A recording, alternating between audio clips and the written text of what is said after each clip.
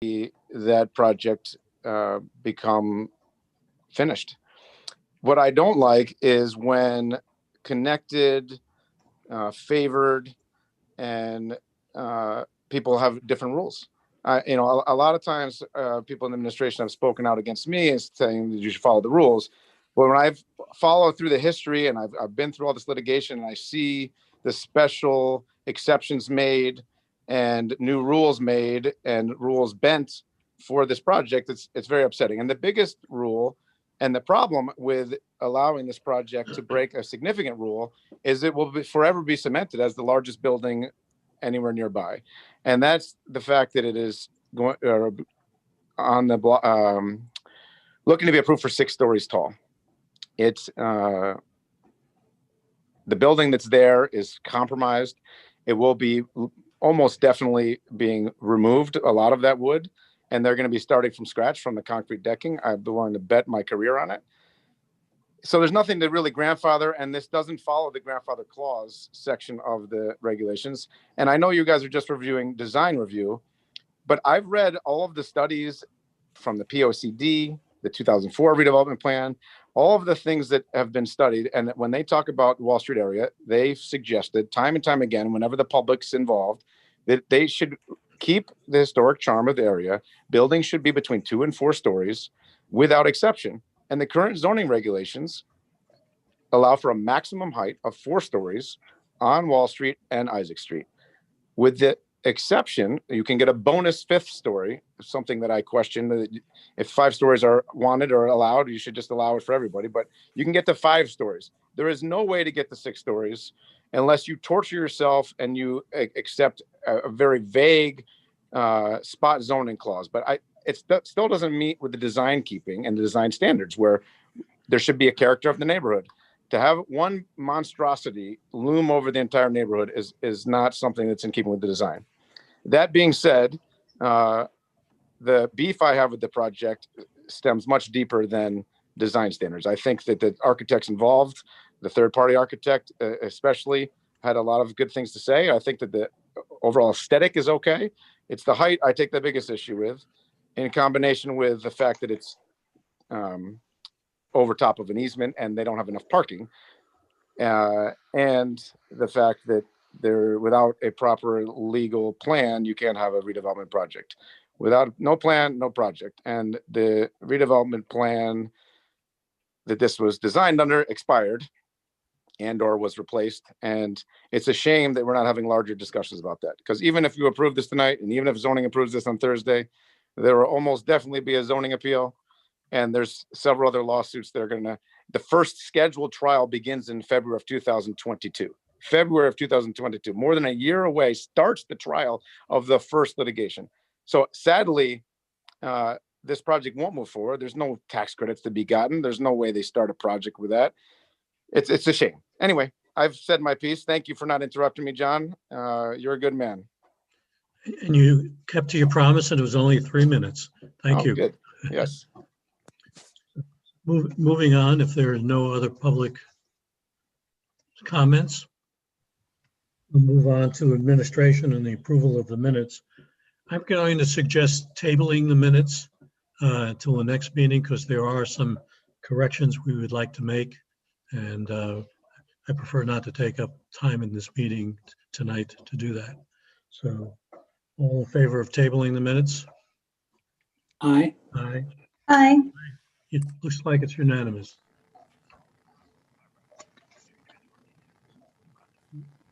Next item is business. It's the discussion regarding the Cdbg loan to the Maritime Center. Brian? Yeah, thank you, Chairman Ignari. So this item tonight is the sort of next step in the process that we discussed at the last meeting regarding Cdbg loan to the Maritime Center as part of our role administering Cdbg funds on behalf of the city. We've worked with the Maritime Center to obtain their application and structure a $500,000 assistance package, much to do with the operating needs attributable to loss of revenue related to COVID-19. The total amount is $500,000 of assistance. The way that is split out, as we discussed in the last meeting, actually $200,000 of that is a grant from the CDBG coronavirus funds provided by the federal government. The other $300,000, which we are considering tonight, is in the form of a loan. We talked about the structuring of that loan, and tonight we have additional terms that we wanted to apprise you all of. As you know, the process that we follow, this has already been walked through and approved by the Planning Committee and the Common Council in terms of the overall assistance package. The specific loan terms would be a 0% interest loan, as we discussed, given the great need that they are, of course, facing. It would be a 3-year loan funded by the repurposed funds from the Walk Bridge Mitigation Fund. The idea being that they would be paying back the Walk Bridge Mitigation Funds when those funds are actually needed, and it's been estimated by engineering about 2024. So in the interim, we would be expending these funds under a 3-year loan agreement with 1-year forbearance period so that they can get caught up as a result of the pandemic and the public health crisis, and then 2 payments. So 1 payment at 24 months of $150,000, and then closing that out at $150,000 in the 3rd year. Mark, I spoke a little bit to the terms. I don't know if there's anything you wanted to add in terms of how the loan operates for the board. Thanks, Brian. Members of the commission. Brian and I met with his team about the proposed loan structure, and we came up with a credit facility that we thought would be along the lines of a line of credit, as opposed to giving right out the door to $300,000. The monies that would be required, they have to go through an approval process internally with Brian and his team. So with a line of credit facility, we have the ability to they put a request in, and then we could advance the funds subject to the request being with the backup supporting documentation for the loan. So we think the credit facility with a line of credit will work nicely with that. Again, we don't know if they're going to, we assume they're going to draw the whole $300,000 down, but the repayment terms would be at the 24-month level, 50% or whatever the outstanding principal balance is at that time, which if they draw the whole 300 would be the 150, and then the entire balance due 36 months after closing. So I already started drafting up the credit facility, and we're here tonight for approval to approve the business terms and the attendant credit facility for the Maritime Center, subject to agency council review, so we can move this along this month. Okay, any questions? I have one. It's a line of credit and they're going to be drawing it down. Will you need approval of the commissioners to advance the money? No, we're going to have that in the loan document. That part of the process is they have to submit through a web-based program to the agency all their requests, the supporting documentation.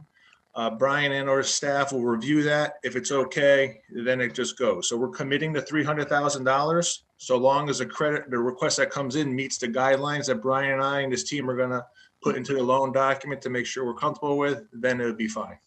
Okay. Any other questions? Sure that they're adhering to the terms of the CDBG program, which is going to be concomitant to the requirements in their grant agreement. So we'll be following a similar process in terms of allowable expenditures. But we wanted to make sure it was a reimbursable process, so we had some sort of oversight of that mechanism. Okay. I think David has a question. Yeah, just I'm all for the loan, but just a hypothetical. If they're not able to meet the repayment dates, do we have the ability to renegotiate the terms, or what happens then? In the loan document, it would technically be a default because it's not paid within the 36 months. I would expect that during the time period, if they're having financial difficulties, that the director would reach out to Brian, explain what's going on, and we'd be back before the commissioners discussing forbearance and or loan modification relative to repayment terms. And we have the ability to do that if we need to with this, because CDBG money, I don't know how it works. So no, it's 100% that we have the ability to do that. It's going to be the commissioner's decision at that time within which to say, okay, what are the circumstances? We didn't want to leave it up just to staff to make a decision based upon financials that, oh, well, you can't pay, therefore we're going to forbear. That's a decision that needs to be made by the 5 commissioners if and when that comes to pass. Okay, great. Thank you. Any other questions? No? You said it's a discussion regarding the loan with possible action. Do you wish to take action tonight? Do you have a motion? Yes, Mr. Chairman, what I'm asking the commissioners to approve tonight is the business terms and the attendant credit facility for the Maritime Center, subject to agency council review as discussed this evening. I'll make that motion. Second? All in favor? Aye. I believe it's unanimous. Thank you, Mr. Chairman. Moving on to item 2, design review. The design review of 61 Wall/17 Isaac Street, Wall Street Place. Report available and the website is here. I will open it up to you, Brian. Great, thank you, Chairman Igneri. So I have with us tonight the applicant representing JHM, Todd McClutchy, as well as I believe Michael Weisbrod, who is the overseeing architect for the project, and then Bob Griswatz, who is our third-party design reviewer. My suggestion is that we have a brief presentation from the applicant highlighting some of the project highlights and the key changes since the last time you saw the project. And then Mr. Griswatz will provide a brief overview of his report. So I would give it over to Todd, and I don't know if you need to share the screen, Todd or Michael. Not sure who's going to be driving tonight. Yeah, I think Bill's going to start off, and then he will hand it off to Mike to give a little bit more of the project specifics. Great. Terrific, and thank you all.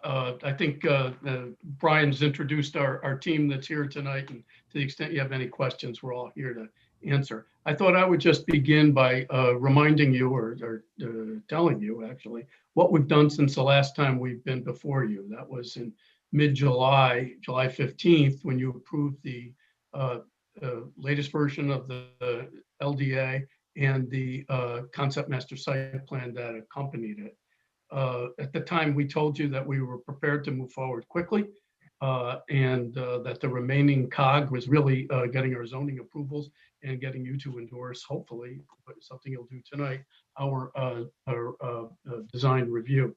So as a report card, what we did after July 15th was file our zoning application. Needed a small text change that you heard about, and that was filed on August 13th, about a week, a little over a week later on August 27th. We filed the balance of our zoning applications with the commission. Also, so you know, around that time that we were filing, just before we actually filed the site plans, Todd hosted a Zoom meeting with all of our neighbors, including the neighbors in the condominium adjacent to the projects known as the Phoenix, and obtained input from those folks as well as we move forward.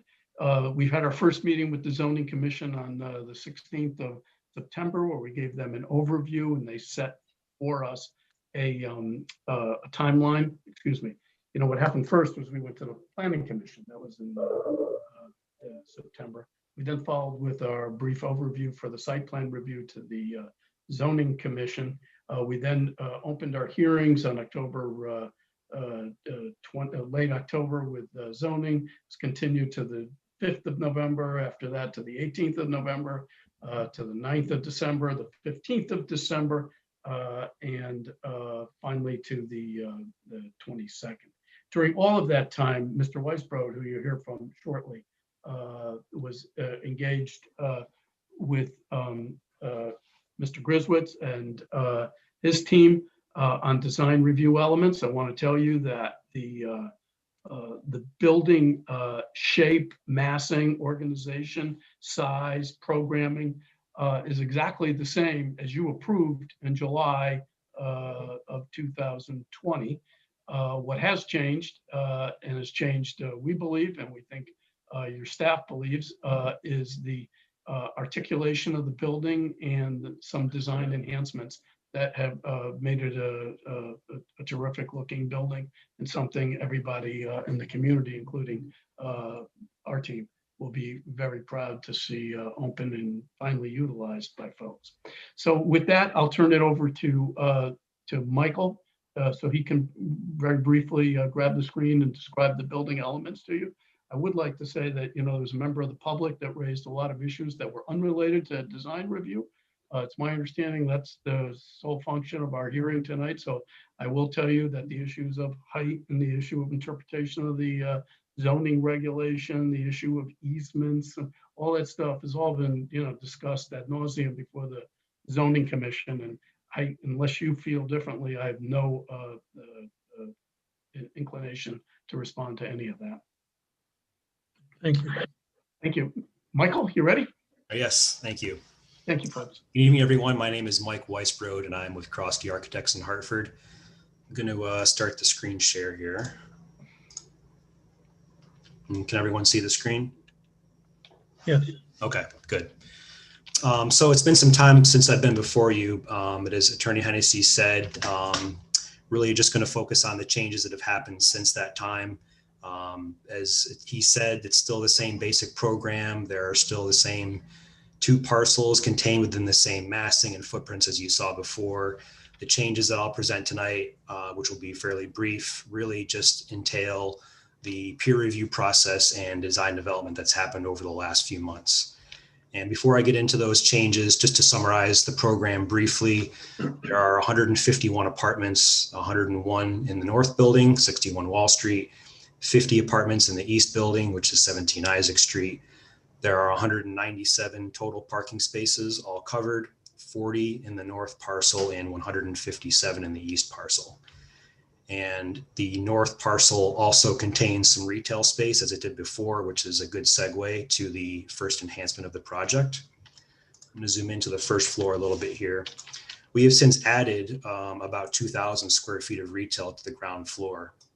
We've added this space here, and we've enlarged the space on the corner of the Isaac Street bend. So we've gone from about 10,000 square feet of retail to over 12,400 square feet through this process. With that change of adding the retail to the ground floor, we were able to do a few things here. One is to do away with those storefront displays you may have recalled from a few months ago for artwork and the like. We still have those on the East Building, but we were able to do actual storefronts along the entire length of Isaac Street now by adding those retail spaces. We've also increased the ground floor transparency throughout other portions of the building. In general, the storefront bay openings have increased in width throughout. We've added some wider entries on Wall Street. And on the southern leg of Isaacs, we've added some brand new openings along this retail space here. So like I said, in general, we've increased the transparency for the project by doing this. The other thing I'll mention on 61 Wall Street is the corner of the building that faces Wall Street. You may recall from the last time we met that we wanted to really make this part of the project a little bit more prominent and special, given its setting, that it's the front door to the project and it's situated amongst other historic buildings on Wall Street. So we've done a few enhancements to further get that across.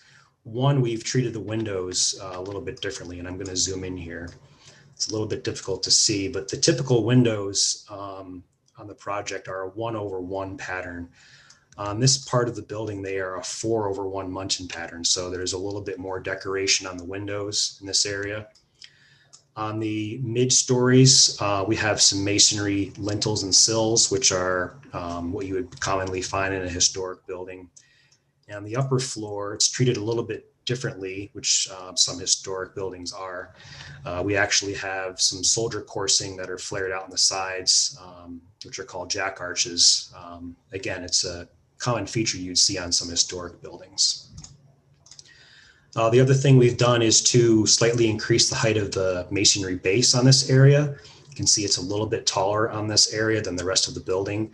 That was done purposely to pick up on some horizontal datum lines from the adjacent historic buildings to kind of tie in the vocabulary as best we could with those buildings.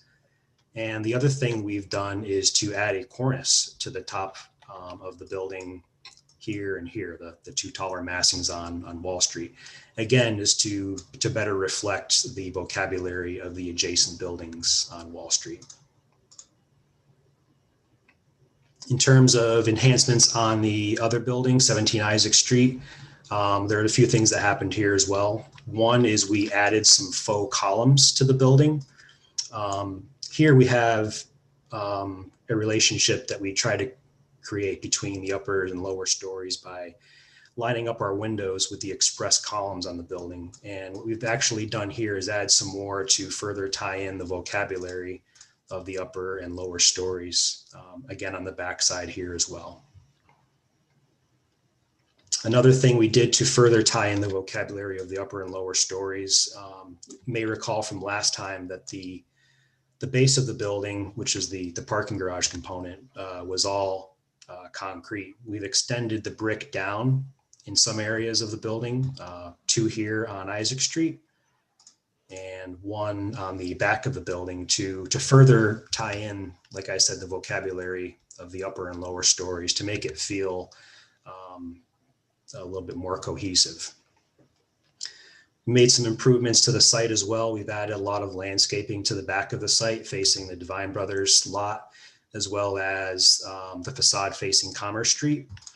And we've actually developed a little bit of a pocket park here on this little triangular piece of the lot where the building does not exist to further enhance the streetscape on Commerce Street.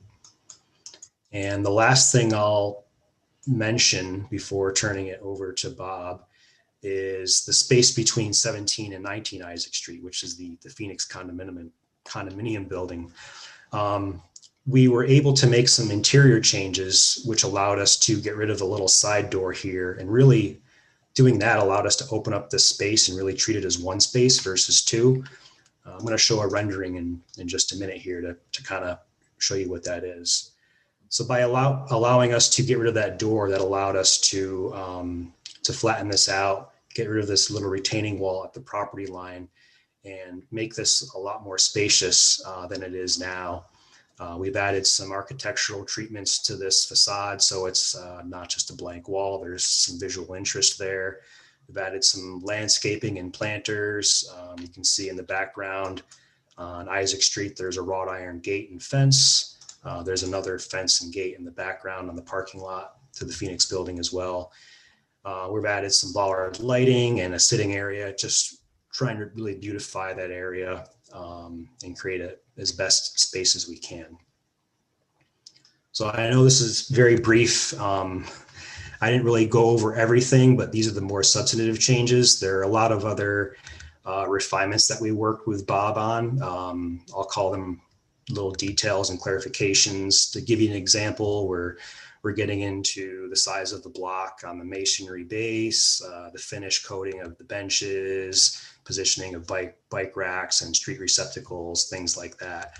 I'm certainly happy to go into that in detail, but like Attorney Hennessy said, there's really nothing of substance that changed the application. I just really wanted to highlight the larger changes of the project that have occurred over the last few months. And I hope you'll agree that these changes have made a good project a great one. And at this point, I'll turn it back over to Attorney Hennessy or Bob if he'd like to present his report. Thanks.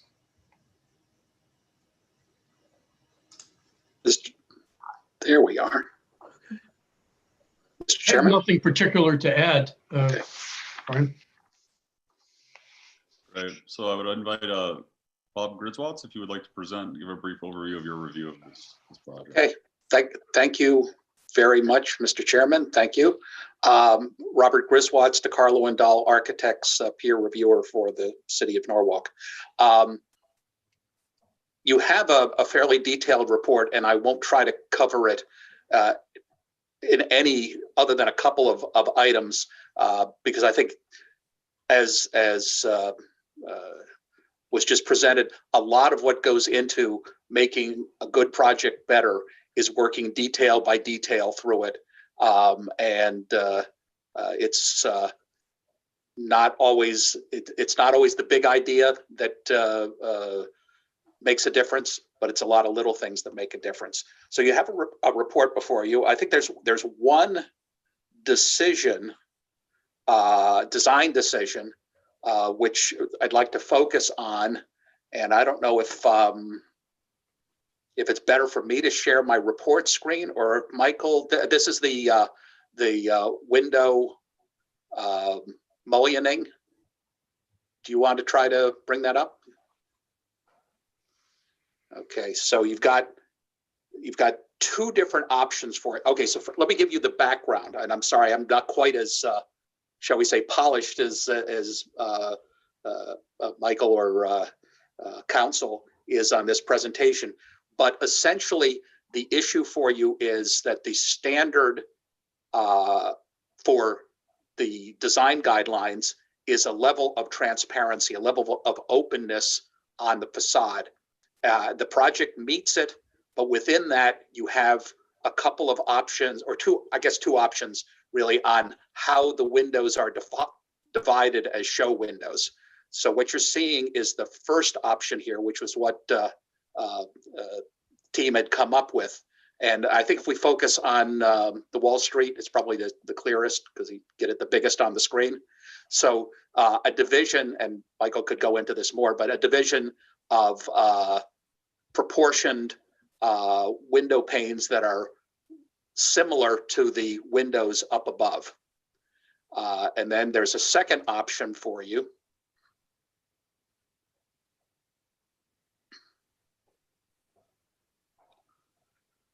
which is to make the show windows significantly more expansive, not an absolute size, but by taking the divisions out, it becomes a unified show window.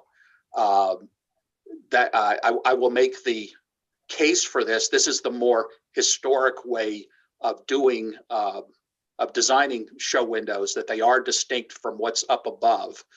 If you look in the report, you'll see several examples of that.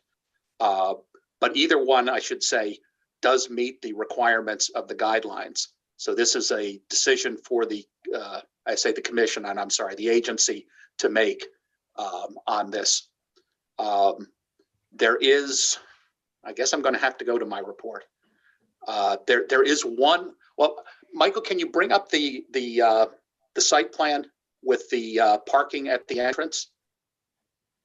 So in the report, we have a handful of technical things that we're recommending get included as conditions of of approval.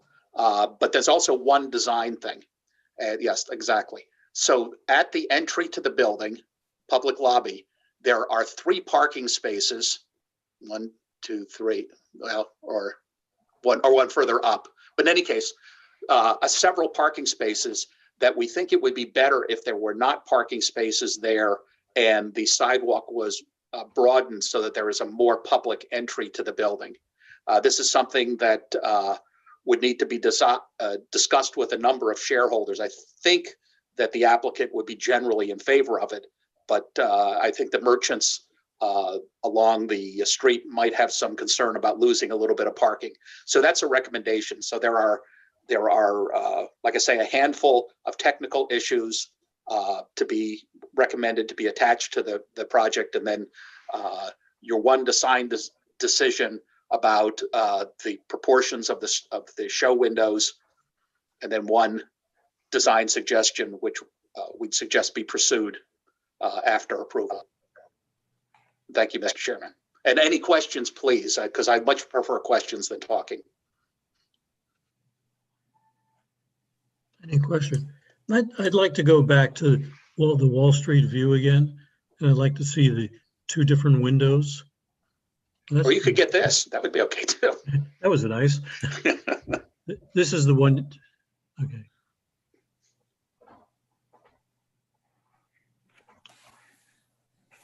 Okay, I see this is the one you're recommending.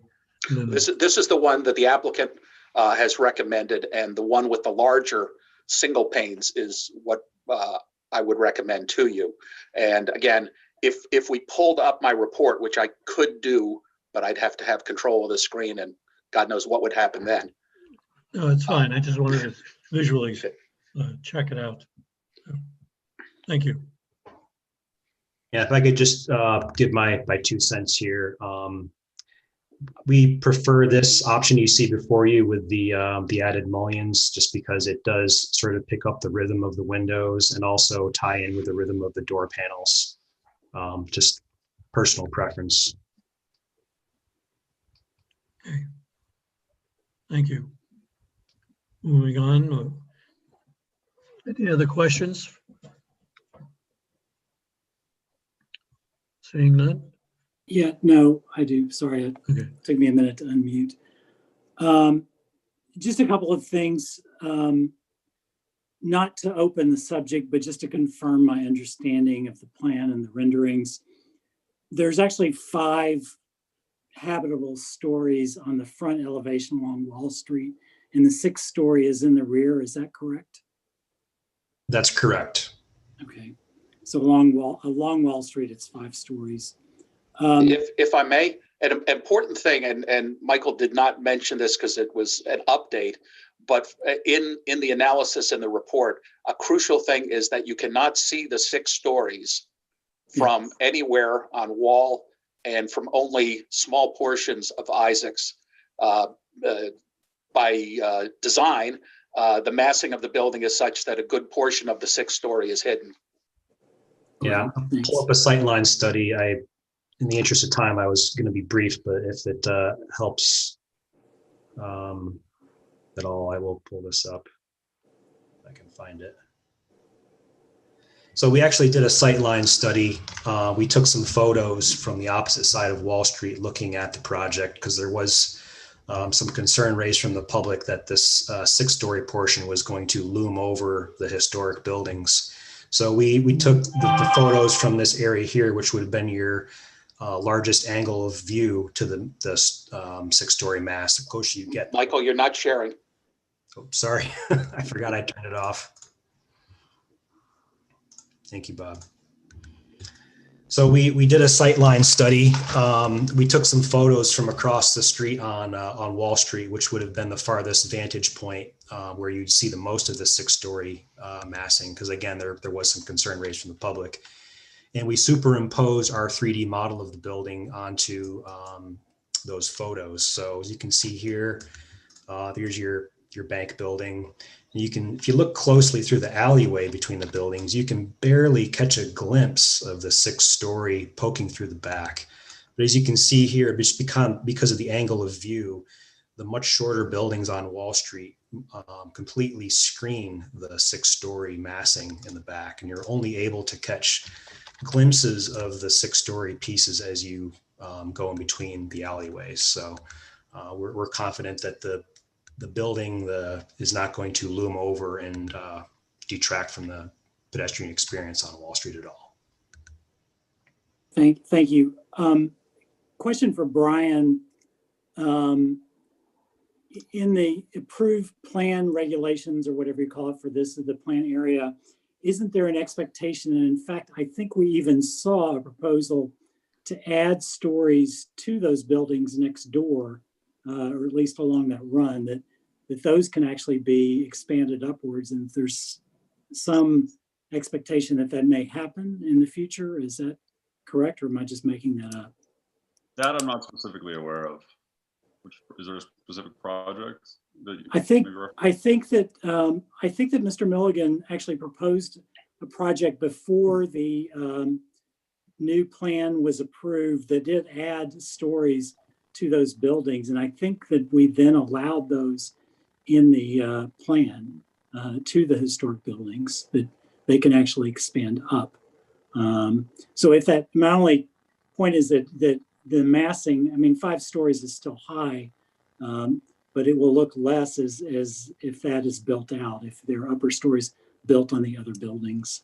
But I can move on from that. I think that was before you were here. If I could interject, again, if you go through the report, the first part of the report is a qualitative assessment of how development is liable to occur in the immediate environs. I'm not familiar with that potential project, but it does go through property by property, which properties you might say, have the incentive for development just because they're underdeveloped, and how much they might develop, and which ones. The historic ones, you know, to some extent, that's up to the approval agencies as to how they would deal with preserving those historic buildings, which are part of the reason for having the urban renewal area, as I understand. But certainly behind them, there's, or if you were to say that the first X number of feet of the building is what defines the streetscape, but behind that, you probably have the ability to go up to 5 stories per the height and bulk regulations. Mhm. Great. And my only other comment, or a couple comments, Bob, I think you and Michael did a terrific job of collaborating. And Bob, I appreciate your very thorough design review on our behalf. To me, this is a much improved plan over what we saw last. And I particularly like the pocket park, of course, in the improved landscaping. I also like the idea of the strengthened entrance with a bigger sidewalk, losing a couple parking spaces. I don't feel terribly strongly on the window, on the storefront window mullions issue. I do tend to agree more with Michael that I like that the mullions, the additional mullions, add to the rhythm of the overall building in the street. It's clearly not a historic building. It is a new building. So I do think it's okay to take some design liberties to reflect that. But I like both, but I tend to prefer the one with the more mullions personally. And that's all I have. Thanks. Any other questions, comments? I've been involved with this from my days on the planning committee, and what I saw tonight was a big improvement, and I liked the cornice at the top. Really struck me. Really gave it some character, and I agree with David that the mullions in the windows seem more consistent with the other buildings going down the street. So I'd favor that. Otherwise, I am pleased with what I've seen. So for clarification, this has gone through the Planning Commission, and has it gone by the council already as well? Right. Pardon me. Yes. Okay. Well, that was the case. I just wanted to verify it. Any other comments, questions, thoughts? Okay. Again, here we talk about possible action regarding this item. Do we have language? Yep. The language I would propose would be motion to approve DiCarlo and Dole peer review report for Wall Street Place dated 1/5/2021 as the proposed project meets the Wall Street West Avenue design guidelines. Okay. I'll make that motion. And anyone seconds? Second. Bill seconds it. All in favor? Aye. All right. Seems unanimous. Thank you. We thank you all very, very much. Thank you. Yes, thank you. Take care, Bill. Good night, folks. Hey, good night. Thanks. Appreciate your time. Thank you. Moving on to item 2, which is 467 West Avenue, the Pinnacle. You going to talk on this, Brian, or? Yeah, sure, I could introduce it. So we have a project before us at 467 West Avenue, referred to as the Pinnacle. We're joined today by the design team, Craig Flaherty from Redness and Mead and Associates. So I will kick it over to them, follow a similar format. We'll just provide a brief presentation of the overall project, the design elements, and then hear from Bob in terms of his design review. So Craig, I'll give it over to you. Thank you, Brian.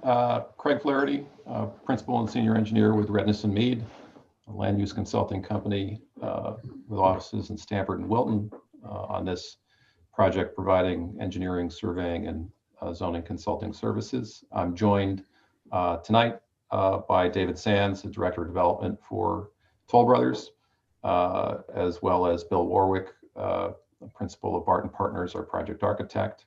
I've got Eric Rains, who you know and love from Eric Rains Landscape Architecture, as well as my colleague, Vince Hines, who handled a lot of the engineering on the project. I think I haven't missed anyone. But we are here for Toll Brothers TB Norwalk Apartments LLC for the development of the site of 467 West Avenue, 17 Butler Street, and 3 Quincy Street. We call it the Pinnacle. Historically, we might call it Loman's Plaza from how it was previously used. This is our 4th substantive iteration of development plans for these parcels, going back to the Waypoint development. I'm going to share my screen now. I'll give you the kind of 10,000 foot summary, and then I'll ask Bill to get into the details a little bit more than me. Let's see here. I'm just shared the wrong screen. All right, let's try that again. It was a beautiful screen. Yeah, well, thank you. You can see how crowded my desktop is. All right, so now you're looking at the plan, correct? No, it's still not going there. No, we've got it. Oh, you got it? You got the site plan? Okay, good. All right, so this is the 10,000 foot view. Orientation, of course, I know you're familiar with it, but you've got the West Avenue corridor here coming down on the west side of the site. Children's Museum to the south, the old Y to the west, the original large block of the Waypoint here to the north, and the what's become a little restaurant row in their interior courtyard, and Quincy Lofts here to the east, Norwalk River as well off to the east. So if you were to look at this from 10,000 feet as compared to the project that was approved in 2017 for the site, you wouldn't really see much difference. It's a building that fills much of the block. It almost reads as 2 separate large chunks of building, but there are stories of the residential floors that that join these 2 east and west sides over the pedestrian way, similar to the way you see that in the Waypoint block to the north. Parking is entirely hidden by the building on the east side of the block.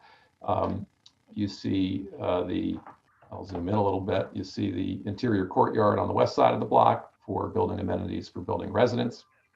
And then a defined streetscape really around almost the entire block of all the frontage that we control, which includes, new street lights, granite curbs, brick pavers, new street trees, and most importantly, new pocket parking, which is actually widening the roads to provide more parallel parking on our side of each of these streets. That's not included in our calculation. That's for public enjoyment and use. This project has a total of 393 apartments and 25,000 square feet of commercial area. The commercial area is on 3 of the frontages on the west building block.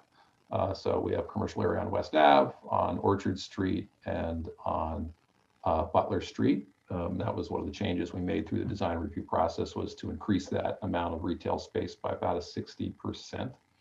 And really, one of the most unique and major features of the site plan has been carried over from the last approval, and that's this large pedestrian promenade that cuts through the center of the site, and really is, a substantial planning feature that's going to connect the park, the Harbor Loop Trail, points south in downtown Norwalk, up through and to that restaurant row at the major Waypoint block. So we proposed some pretty exciting, what we think is exciting elements to that pedestrian way that include, not only landscaping and furniture, but a unique light installation that the public will actually be able to interact with to control certain LED light displays at different times. That is the big picture overview. I should say the one site related item I think that's maybe open in Bob's design summary had to do with the street lights. We talked about that a little bit today. in general, we've got to update our photometric plan, which we're happy to do as a condition. But the idea was on West Avenue, following the city standard, you have a different light fixture than you do on the side streets. So on West Avenue, you have what I call a very tall gooseneck with an extended arm that's designed to really light the wide West Avenue. And on the side streets, you have more of a quaint post light, 12 or 14 feet tall, that's more pedestrian in scale, that's focused on creating that streetscape feel.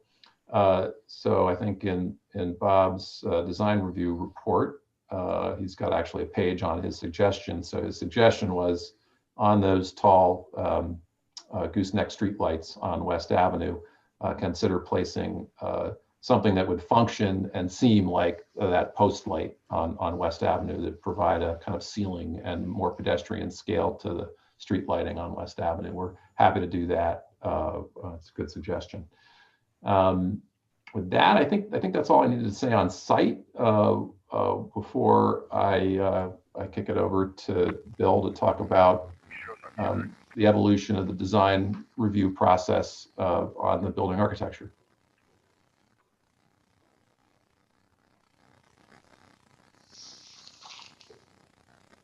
You ready, Bill? I'm ready. I just want to make sure there's no questions for you. Okay. Mr. Chairman, Commission, thank you for having me tonight. I appreciate it. Bill Warwick with Barton Partners, architects and planners. I tend to present fast. I apologize in advance. If you have questions, please. Much as Bob said, I enjoy a dialogue. Happy to answer any questions that you have. I'm going to take you for a quick tour around the building visually. Had multiple conversations with Bob along the way, and I'll try and pick up some of the things that we did through those discussions through this process as we look at it.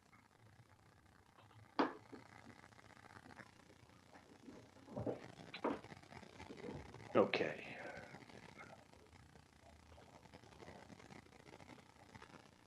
Is everybody seeing that elevation? I got it. Terrific. Yep.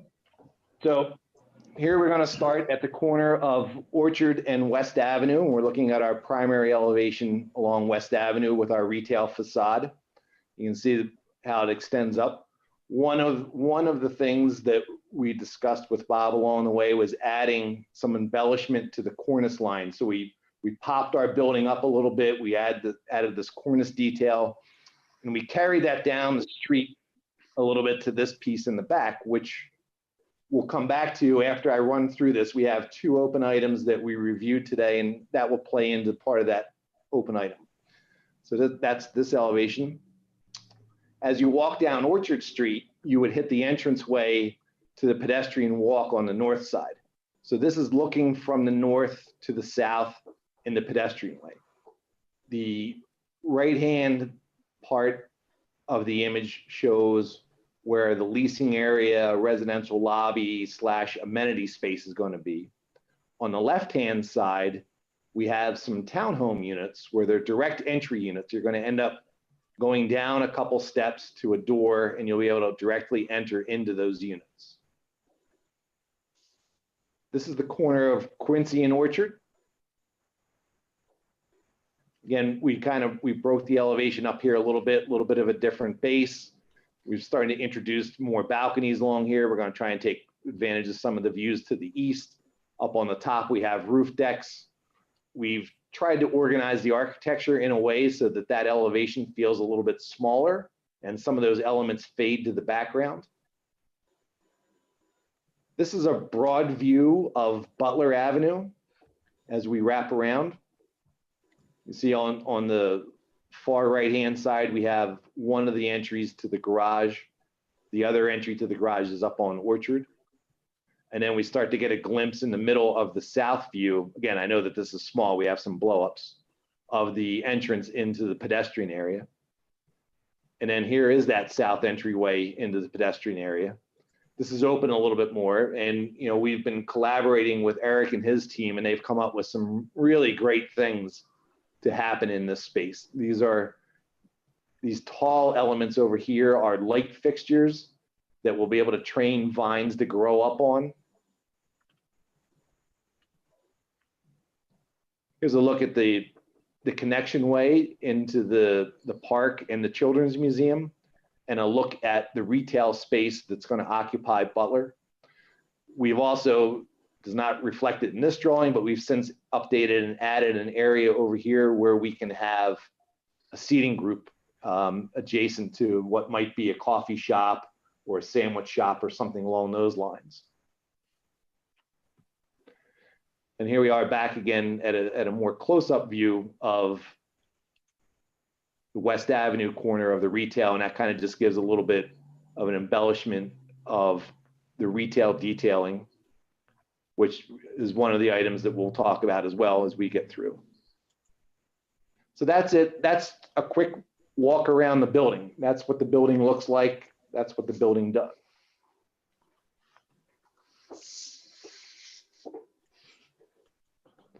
Thank you. So, here we are. Certainly, here we are back. Now I'm going to talk about the two items that were left open in Bob's report that we have reviewed, and I think we've come to conclusion on today. And I've actually enjoyed the dialogue with Bob. Sometimes we bicker like two architects bicker, but I've enjoyed the dialogue for sure. This is our ground floor plan in a little bit of detail, and one of the things that Bob had pointed out is he thought that we needed to embellish and highlight a primary entry for the building. And just so everyone is a little bit more oriented, again, this is Orchard Street to the north. So our entry area is going to be somewhere down here. We have a set of doors currently underneath the bridge. The bridge that connects the building on the north side is right here. And we saw that view. We were coming down Orchard and looking through here into the pedestrian way. Again, not fully designed, just kind of massed out. We know that the amenity is going to be here, residential lobby and leasing is going to occupy these spaces. So this is what we're considering our primary building entry in plan. It relates across to this entry, which will function as an entry point for this building, but it's also going to help people who are coming to visit the building. You park in the garage, you can come through here, you go under the covered entry, you can go into here. It's potentially going to be a concierge service, or there will be persons available in the leasing area that can help you if necessary. So the next image is a two-dimensional image of what this looks like on Orchard. And through our discussion today, and I think I appreciate Bob's comments, and I think we've come up with something pretty good that unfortunately I don't have to show you just yet, but we're going to take this base element, we're going to raise this base element up to make it a little bit more pronounced. Again, we're under a tall piece, so we have an embellishment. Bob, probably rightfully so, once the entry point, once the focal point to be able to be seen from Quincy and West. So we're going to move this up to create a separate base that looks a little bit different from the retail. We're going to reconstruct what this ground floor element looks like, and we're probably going to pull it out into the sidewalk a little bit. We'll add probably some signage, probably a blade sign, and maybe some other indicator elements to help mark this spot. And we think that that will be a nice resolution to what that open item was. The next item that was open. On that, Bill, if you wouldn't mind, I actually like your perspective from West Avenue, kind of looking down Orchard here, because you can see that the large one. You could see that this element does step out from the building a little bit, and if it does. I'm sorry. You can bring that facade up to that third story, and kind of create that view line and prominence that Bob was talking about. Correct. And we thought that, if we had some signage that was coming down here, some simple signage, nothing complicated, perhaps a standard of flags that went across to help mark that, some things like that might be nice. We are concerned, and one of the things that we've really tried to accomplish in this project from the beginning is to not crowd the sidewalk. Our firm is a big believer in the urban environment and the pedestrian realm, and we think that wide sidewalks are critical, and we think that sidewalks help define the spaces. So We think with the street trees, the streetscape, the street furnishings, we don't want to crowd that out too much, but we will bring the front of that building out, or the front of that element out if necessary to help mark the spot. So I'm going to skip ahead. So here's our retail glazing. This is what we had proposed and we had interpreted for our retail glazing. And these were our calculations as we interpreted it. And the boxes in blue are what we had initially presented. The box in red, there's another sheet coming up which responds to Bob's commentary, as he said, well, I see it a little bit differently. So we looked at what we had done and we calculated it using Bob's method. And we had come up with about a 76% opening using our calculation method. Using Bob's calculation method, it comes up to about 66%. And the primary difference being whether we calculated it using the frames, including the frames and the mullions and the divisions as part of the opening. We basically interpreted it as clear space between the piers, which is something that we see more typically on a retail facade treatment. This is what it looks like in a straight on, more of a perspective view for our preferred method. So we took Bob's calculated method. Fundamentally, what it does is it thins these piers down. Our piers in this view are approximately 5 feet wide. In this view, they're just about 2 feet wide. So it thins the piers down. We've gotten rid of the small mullion bars in between here, the small divisions in the glass. And we kept it in line like that. Much like the last project, we did sort of relate this back a little bit, although we have a skewed angle here. We did try to relate it a little bit to what was going on up above, but because we are in front by a good margin, and this is back, I don't know that you would ever perceive the lineage except on this piece where it was a very deliberate means of bringing and connecting the building back. So we didn't really mess with the dimensions on this one too much because we liked that proportioning. And we also wanted to create a little bit of a variant and a little bit of a differentiation. We didn't want to have a completely homogeneous streetscape across the front. So in perspective, that's what our interpretation of Bob's recommendation would look like for that elevation. So we're giving you guys homework, I guess, much like the last applicant, in that we will build what is the consensus.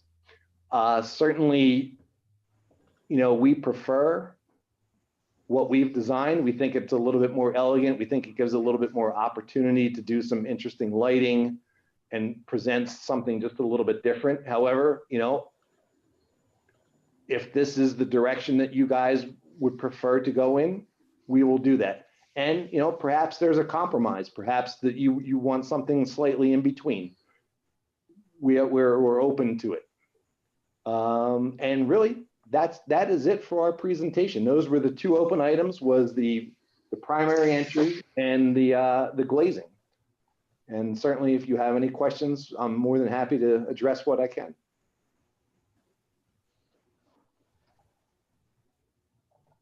Any questions? No. Thank you. Hey. Oh, there's David. Sorry, I always have comments.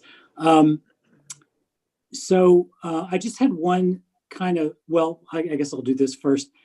I think my preference is, again, Bob, you did a great job on the design review. I really appreciate the level of detail.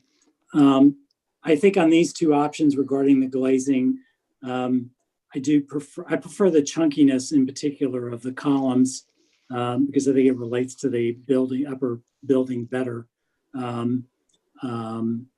So I think I like option one better personally than the second one, although I appreciate the additional transparency, but I think this looks pretty good. And I like the treatment that you talked about doing on the primary entry. I think that's all good.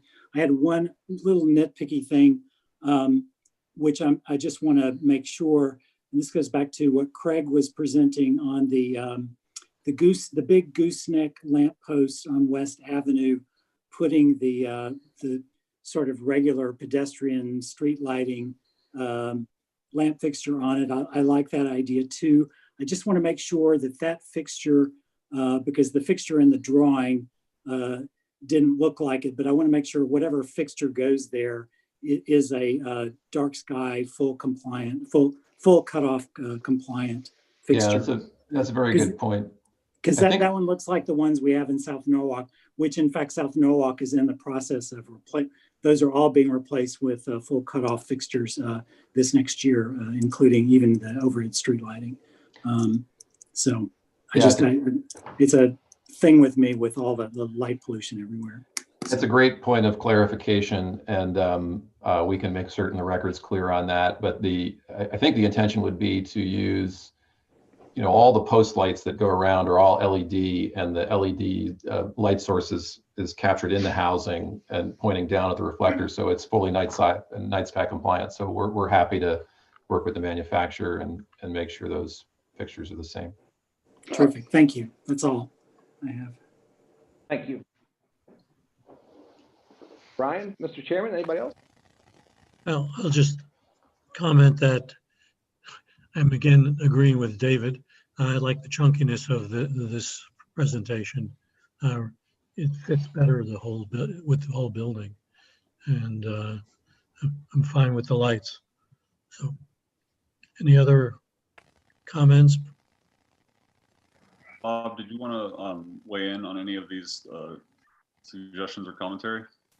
Well, I think the discussion on the windows is, unless I know there are 5 members of this board. I would just say that the more typical storefront show window configuration is for big open windows, not subdivided. And we actually on the zoning commission had a similar discussion, and I think it's important for the members of this board, members of the agency, to distinguish between the types of mullions that you see in a residential window, which are very narrow and very, very shallow, and the types of mullions that you will get in a storefront, which are at least 2 inches wide and 4 inches deep and are somewhat substantial. So just keep that in mind. I won't try to make the case. I think you've made a suggestion of how you think you want to go on this. I'll make just a quick observation on the lighting, because I was talking to somebody who was in some knowledge about what lighting was going to go in Sono.